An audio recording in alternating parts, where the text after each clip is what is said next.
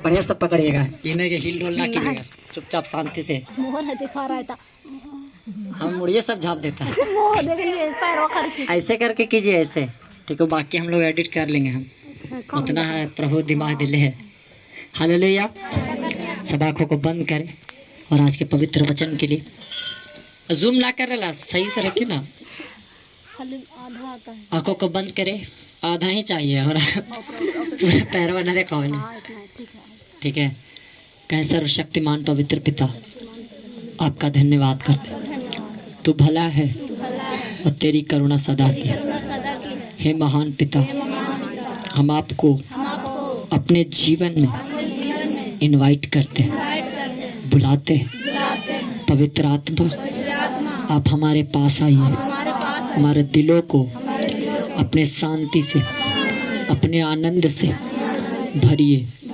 हे प्रभु, हे मेरे परमेश्वर, हम तेरी करुणा के, हम तेरे बलवंत हाथों के नीचे दीनता से दबे रहे, ताकि तू हमें उचित समय पे उठाए। यीशु के नाम में मांगते हैं, आमीन आमीन। हालेलुया। सबसे पहले इस बात को याद रखें, हर एक विश्वासी को प्रार्थना बहुत ज़रूरी है, ठीक है। प्रार्थना बहुत इम्पोर्टेंट है। अगर आप प्रार्थना नहीं कर रहे हो, जिसको नींद आता है वो हमको पहले बताइए, हाथ उठाइए। तो किसको किसको नींद आता है प्रार्थना के दौरान? हाँ, नींद आता है, सीधा हाथ उठाइए, टेढ़ा हाथ वाला है। हमें लगला हमारा लेहट कर रहे हैं आप लोग। हाँ, नींद किसको किसको आता है? अगर नींद आ रहा तो दुआरी अगोरे के काम क्या करके करे? हाँ ठीक है, धान रोपे जा रहा है, ठीक है। नींद आने का कारण क्या है?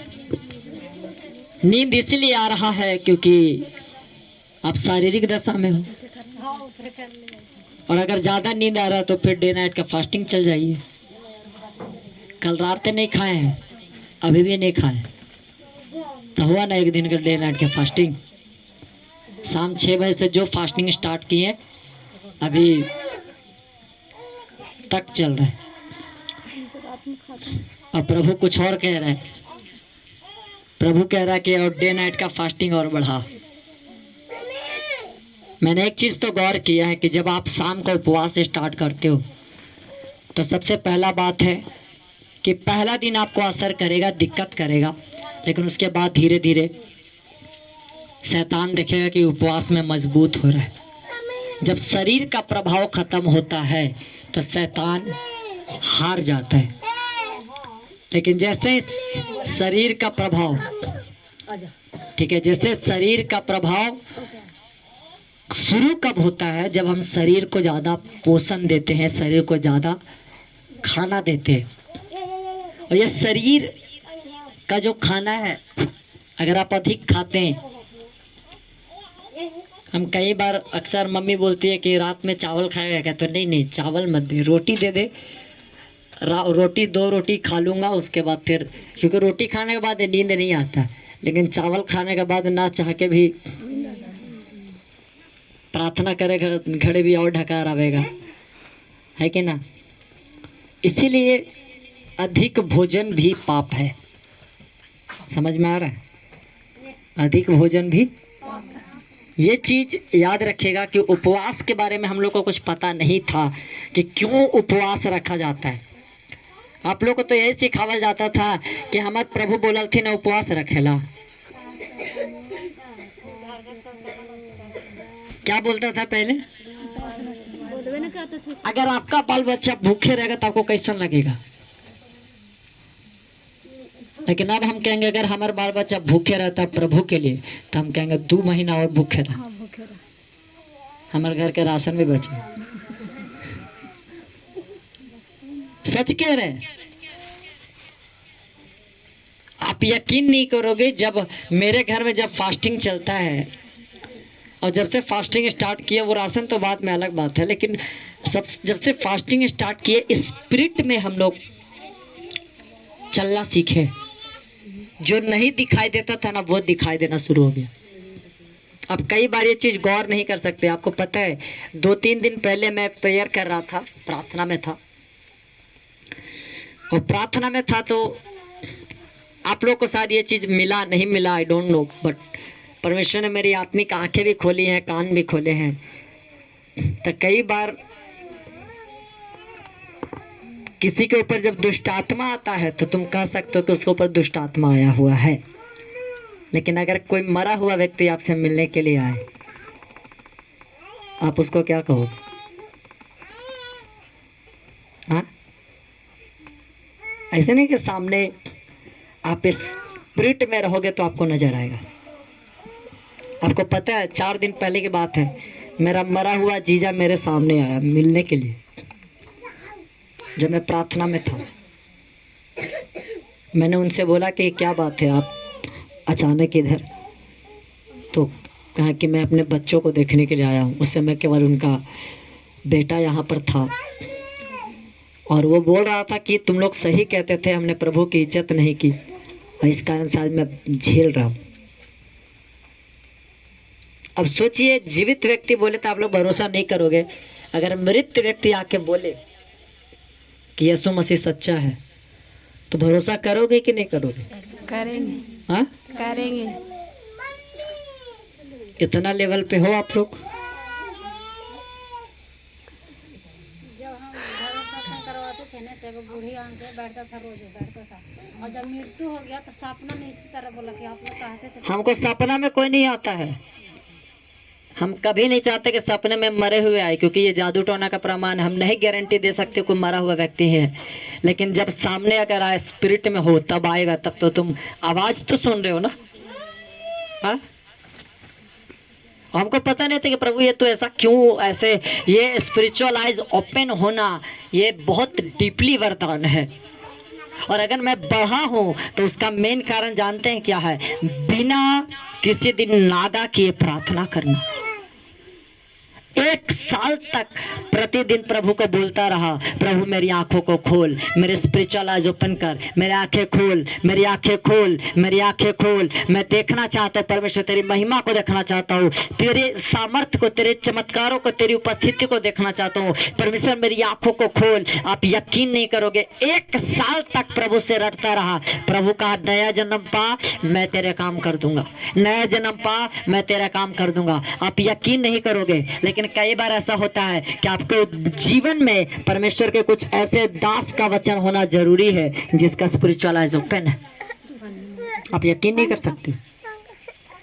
आपको पता है ये कैसे हुआ था?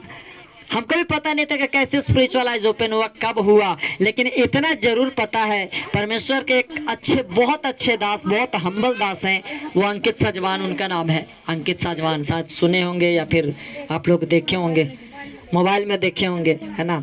रांची आए थे तो हम गए भी थे। एक दिन परमेश्वर की आत्मा ने मुझे कहा कि आज इसका वचन सुन। और उस दिन मैं स्पिरिट में बहुत ज़्यादा ऑफेंड था, निराश था, और मतलब मेंटली अपसेट के दौरे चल रहे थे, बहुत ज़्यादा अपसेट आ रहा था। पवित्र आत्मा ने कहा कि इसका वचन सुन। और लगभग जब मैंने वचन, कई बार अक्सर होता है कि आप लोग वचन सुनना स्टार्ट करते हो तो नींद आने लगता है, लेकिन जब मैंने वचन सुनना शुरू किया तो 4 घंटा का वचन था। कितना घंटा का?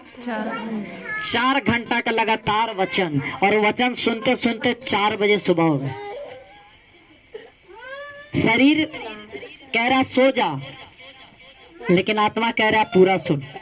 और जब मैं 4 घंटा का वचन सुना, शुरू में जब मैं प्रार्थना करने के लिए गया तो प्रभु ने कहा कि अभी प्रार्थना मत कर, ये तो प्रार्थना के लिए तैयार नहीं है। उसके बाद जब मैं वचन सुन के जब मैं प्रार्थना करने के लिए गया, पवित्र आत्मा ने कहा ये सही टाइम है, अब तू प्रार्थना कर सकता है। और मात्र आधा घंटा प्रार्थना करने के बाद सुबह में मैं स्पिरिट में था।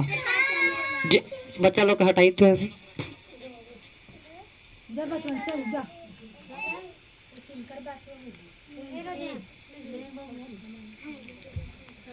यहाँ पर याद रखिए, अगर आप जागते नहीं है ना रात में, स्पिरिचुअल आज ओकरे ओपन होता है जो रात में जगा है। अब तो सच कह रहे, 12 बजे से 3 बजे के बीच का प्रेयर कीजिए, आपको नहीं दिखाई दिया दुष्ट आत्मा या परमेश्वर तो फिर बोलिएगा। सच कह रहे, 12 से 3 का बीच का जो प्रेयर है ना, सबसे पावरफुल प्रेयर है। क्यों ये पावरफुल है? इसी टाइम जादू टोना करने वाले जो है ना जागते हैं, इसी टाइम जागते हैं। जो जादू टोना करते हैं ना वो इसी टाइम जागते हैं। और विश्वासी सूत्रा 2 दिन किए, 12 बजे के बाद भी 12 बजे से मतलब 1 बजे तक ऐसे किए। तो देख रहे हैं बगल में तांत्रिक घर है ना, तो खटाखट 2-3 दिन हम मतलब अथी किए। जब हम प्रार्थना करें तब देख रहे हैं उसको हर दरवाजा लग रहा है। 12 से बीच कुछ भी कर ले। मेरे बगल में भी तांत्रिक है, तो तांत्रिक हमरा से डरेगा, हम तांत्रिक से नहीं डरेंगे। वो करता होगा आइए मैया जो भी कर रहा होगा, आइए मैया जो भी कर रहा हूँ लोग, ठीक है ना। वो आएगी मैया कर रहा है, हम 1 बजे रात को से फिर उधर से अटैक कर रहा, हम इधर से अटैक कर रहे, लड़ो। कई बार पड़ोसी भी कहते कि 1 बजे रात कि करता कुछ चीज शुक्र लबे बे को तो कुछ ही कर रहा है लोग। फायर फायर फायर क्या हो रहा है? एक व्यक्ति जब हम लोग फायर प्रेयर कर रहे थे, प्रेयर माउंटेन से जुड़े थे, तब क्या दिक्कत है? पेपर वाला सब लगा हुआ है। इधर लगा है, वाइट दाढ़ी हो रहा है। रुमाल वाला कपड़ा कोई बात ना, जवान से पहले बूढ़ा हो गया। अरे कोई बात ना, हमने अपना इज्जत लेके कोशिश से लेके हमने तो अपने वाट लगा, ठीक है। Hallelujah hallelujah. परमेश्वर का बहुत बहुत धन्यवाद। हम सब मेहनत करने के लिए तैयार हो। जब प्रार्थना करने के लिए बैठे थे, प्रभु का आत्मा ने मुझे कहा आज तो वर्शिप करेगा। और जब मैं वर्शिप करने के लिए बैठा आपको क्यों आप लोग के घर पे पवित्र आत्मा नहीं काम कर रहा, क्यों नहीं आ रहा? क्योंकि कंटिन्यू आप लोग नहीं है। आप लगातार प्रेयर कीजिए, 1 दिन 2 दिन 3 दिन 4 दिन 5 दिन। शुरुआत मेरा 15 मिनट से प्रेयर का हुआ था घुटना पे, शुरुआत 15 मिनट का। अल्लाह जब घुटना पे प्रेयर करने लगे, एक समय आया कि 30 दिन के बाद 2.5 घंटा क्रॉस कर गया, पता ही नहीं चला। और जैसे उठे हम देख रहे हैं 2.5 घंटा हो गया, अभी इतना जल्दी? हमको लग रहा है इतना जल्दी, लेकिन पवित्र आत्मा को पता है कि कैसे अभ्यास करना है। आप जब उसकी सुनना शुरू करोगे, 1 महीना हम कहते हैं प्रैक्टिकल करके देखो कलीसिया, आप वो नहीं रहोगे 1 महीने के बाद जो आप सोच रहे हो। आपको क्या लगता है?